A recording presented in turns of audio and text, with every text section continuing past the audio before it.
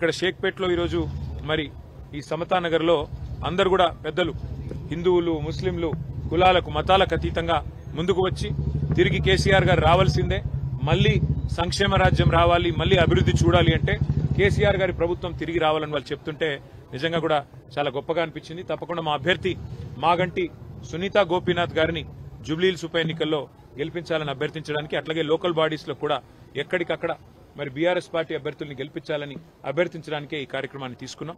దయచేసి దీన్ని విజయవంతం చేయాల్సిందిగా మా కార్యకర్తలందరికీ కూడా విజ్ఞప్తి చేస్తూ, అట్లాగే ఇక్కడ ఉన్న పరిస్థితులు కూడా ఇప్పటిదాకా మిత్రులు చెప్తా ఉన్నారు.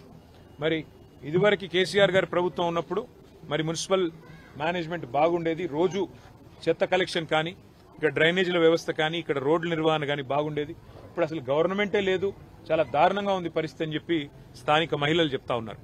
అట్లాగే ఇదివరకు 2 రోజులకు ఒకసారి వచ్చే చెత్త కలెక్షన్ వాళ్ళు ఇప్పుడు 4 రోజులకు కూడా రావడం లేదని చెప్తున్నారు.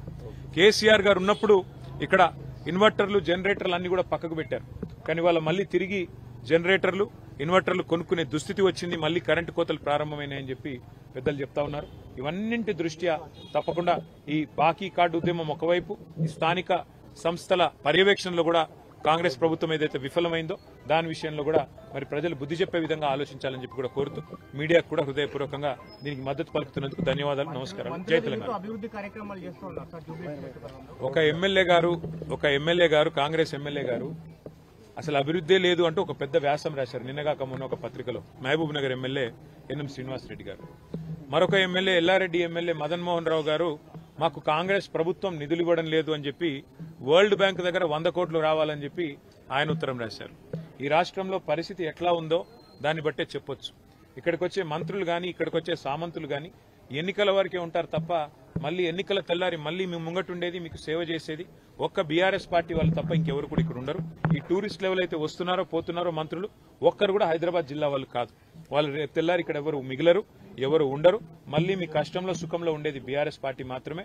అందుకే బీఆర్ఎస్ ఎమ్మెల్యేలని గతంలో హైదరాబాద్ లో గెలిపించారు, రేపు కూడా గెలిపించాలని మళ్లీ ప్రజల్ని కోరుతా ఉన్నారు.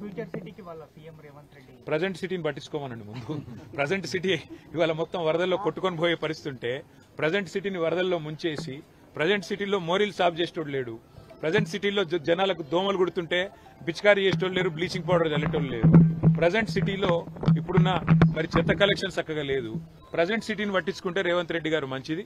ఫ్యూచర్ సిటీని ప్రజలు కట్టుకుంటారు, ఫ్యూచర్ సిటీని తెలంగాణ భవిష్యత్ నిర్మాతలైన మా పిల్లలు నిర్మించుకుంటారు తప్ప ఎవరో ఒక రాజకీయ నాయకుడు రియల్ ఎస్టేట్ కోసం 4th సిటీ 5th సిటీ అని అన్నంత మాత్రాన అదేది అయ్యేది కాదు, పోయేది కాదు. ఉన్న మెట్రోను రద్దు చేసి ఫ్యూచర్ సిటీకి మెట్రో పెడతానంటేనే దాన్ని బట్టి అర్థం చేసుకోవచ్చు రేవంత్ రెడ్డి గారి సాగు తెలియట్లేదు. ఈరోజు భారత్ ఫ్యూచర్ సిటీ మన భవిష్యత్ తరాల కోసం, మన భవిష్యత్ తరాలు ఈ రోజు మనము మాట్లాడితే మన వాళ్ళు అప్పుడప్పుడు మిత్రులు చెప్తుంటారు న్యూయార్క్ అద్భుతంగా ఉంటుంది. అవును, బాగానే ఉంటుంది న్యూయార్క్.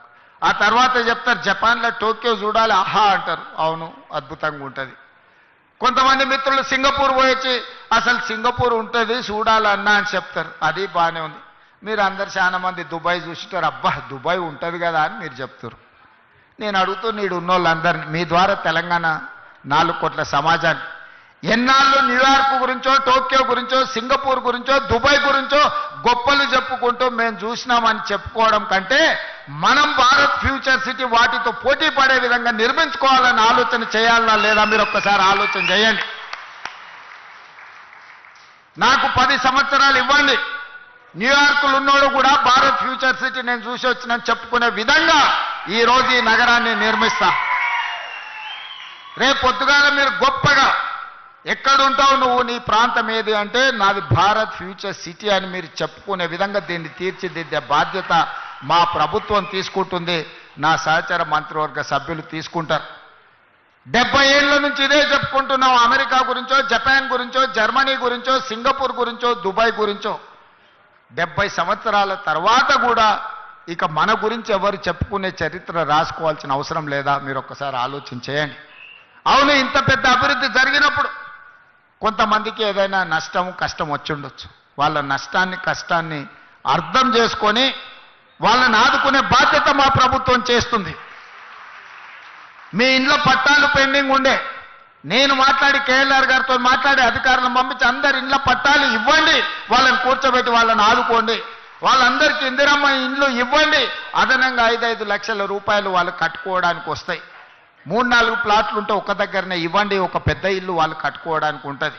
వాళ్ళకి హాస్పిటల్ ఇవ్వండి, వాళ్ళకి అడ్వాన్స్ టెక్నాలజీ సెంటర్ ఇవ్వండి, వాళ్ళ పిల్లలకు సాంకేతిక నైపుణ్యాన్ని పెంచుదాం, వాళ్ళ పిల్లలకు ఈ భారత్ ఫ్యూచర్ సిటీల్లో ఉద్యోగ ఉపాధి అవకాశాలు కల్పిద్దామని చెప్పి నేను మా మంత్రులకు సూచన చేసిన. మిత్రులారా, ఇవాళ ఒక గొప్ప నగరాన్ని నిర్మించడానికి, ఒక్క గొప్ప నగరానికి ఏముండాలి? రోడ్డు ఉండాలి, తాగడానికి నీళ్లు ఉండాలి, నిరంతర సరఫరా చేసే విద్యుత్తు ఉండాలి, పెద్ద పెద్ద నగరాలకు రవాణా సౌకర్యం ఉండాలి, అంతర్జాతీయ ఎయిర్పోర్ట్ ఉండాలి. మరి భారత్ ఫ్యూచర్ సిటీకి ఏం తక్కువ ఉన్నదని నేను అడుగుతున్నా. ఇవాళ భారత్ ఫ్యూచర్ సిటీకి అంతర్జాతీయ ఎయిర్పోర్ట్ శంషాబాద్లో లేదా? కూతవేటు దూరంలో. ఇవాళ మనం వేసుకునే రోడ్డు ఇవాళ ఈ ఫ్యూచర్ సిటీకే కాదు, ఫ్యూచర్ సిటీ నుంచి శ్రీశైలం వరకు ఇవాళ 100 మీటర్ల రోడ్డు వేస్తున్నాం. ఇవాళ ఈ ఫ్యూచర్ సిటీని బెంగళూరుకి అనుసంధానం చేసుకుంటూ రోడ్డు వేయడమే కాదు, బుల్లెట్ ట్రైన్ తీసుకురావడానికి కేంద్ర ప్రభుత్వాన్ని ఒప్పించినాం. ఇవాళ ఆంధ్రప్రదేశ్ ముఖ్యమంత్రి గారు అంటున్నారు మేము అమరావతి కట్టుకుంటామని. ఆ అమరావతికి అనుసంధానం చేసుకుంటూ మచిలీపట్నం పోర్టు ఒకప్పుడు నిజాం ఉన్నప్పుడు మనతో ఉండేది. ఇవాళ తెలంగాణకు పోర్టు లేదని మనం ఎప్పుడు అనుకుంటాం. దక్షిణ భారతదేశంలో పోర్టు లేని రాష్ట్రం ఒక తెలంగాణ రాష్ట్రమే.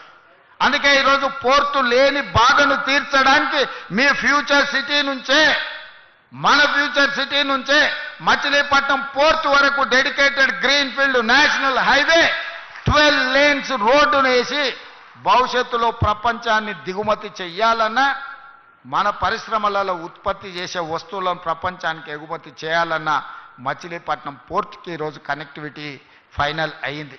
ఇదే కాదు, ఈరోజు చెన్నైకి బుల్లెట్ ట్రైన్, ఈ ఫ్యూచర్ సిటీ ఈ శంషాబాద్ నుంచి బుల్లెట్ ట్రైన్ చెన్నైకి వేసేది వయా అమరావతి ఈరోజు బుల్లెట్ ట్రైన్ కేంద్ర ప్రభుత్వం ఆమోదించింది.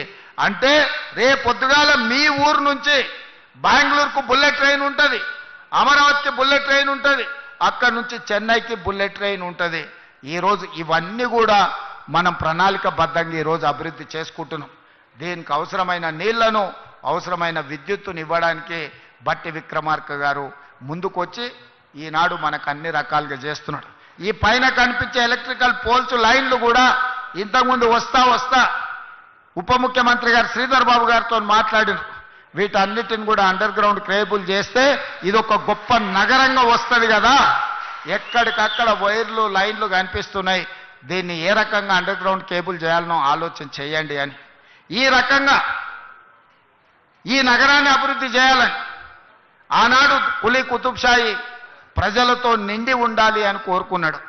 కానీ నేనేం కోరుకుంటున్నా భారత్ ఫ్యూచర్ సిటీలో అంటే, ప్రపంచంలో 500 ఫార్చ్యూన్ కంపెనీస్ అని ఉంటాయి. అంటే ప్రపంచంలో అత్యంత ఉన్నతమైన, అత్యధిక వ్యాపారాన్ని, నైపుణ్యాన్ని ప్రదర్శిస్తున్న కంపెనీలను ఫార్చ్యూన్ 500 కంపెనీలు అంటారు. ఫోర్బ్స్ ఇండియా మ్యాగజైన్ లాంటి వీటిని అన్నిటినీ లెక్కగట్టి అన్ని రకాలుగా గొప్ప కంపెనీలను ఫార్చ్యూన్ 500 కంపెనీలు అంటారు. ఇప్పటి వరకు మన నగరంలో 85 మాత్రమే ఉన్నాయి ఆ ఫార్చ్యూన్ 500 కంపెనీలలో. రాబోయే 10 ఏళ్లలో నా లక్ష్యం ఫార్చ్యూన్ 500 కంపెనీలు భారత్ ఫ్యూచర్ సిటీలో ఉండాలి. ప్రపంచంలో ఉండే ప్రతి కంపెనీ, గొప్ప కంపెనీ ఫ్యూచర్ సిటీలో ఇన్వెస్ట్మెంట్ పెట్టే విధంగా ఫార్చ్యూన్ 500 కంపెనీలను మీ గ్రామానికి, మీ ఊరికి తీసుకొచ్చి ఇదొక పెద్ద గొప్ప నగరంగా తీర్చిదిద్దే ప్రణాళికలు ఈరోజు మన ప్రభుత్వం చేస్తుంది.